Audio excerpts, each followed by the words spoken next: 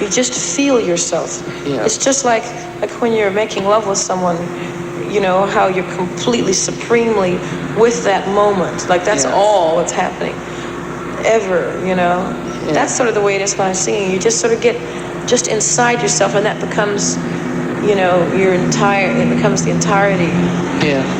You know, that's why it's so fulfilling, because it's real. It's not just a veneer. It's not just a performance. It's really a moment with. I was interested in folk music, and by some fluke of an accident, I discovered I had this incredibly loud voice. So I started singing blues because that was always what I liked, and you know, I got in a bluegrass band. Played, you know, hillbilly music in Austin, Texas for free beer. I used to sing in folk clubs just for a goof, not for, I didn't have any ambitions. You know, I didn't want a career.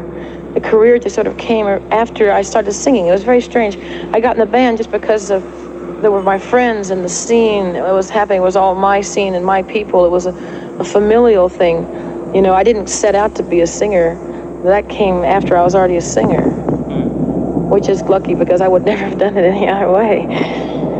So how about the folks in small town Texas? How did they feel about you setting out to sing and do the blues? Oh, they thought I was completely insane. Did they? They didn't like me, no. Because you see, and you know how small towns are, you're supposed to get married when you get out of high school and have a brood of children and keep your mouth shut, you know. And I didn't do any of those things. They still haven't figured me out. I think that the society is moving a little bit, but I mean, you know, I think it is moving near that fast. You know, there's always going to be a large, huge bulk of straight people, you know, that aren't going for it. Suddenly here you are, you're a star, you're up high, and people want to know, and they're filming you. How'd you cope? Well, this whole thing that's happened to me, you see, this whole success thing,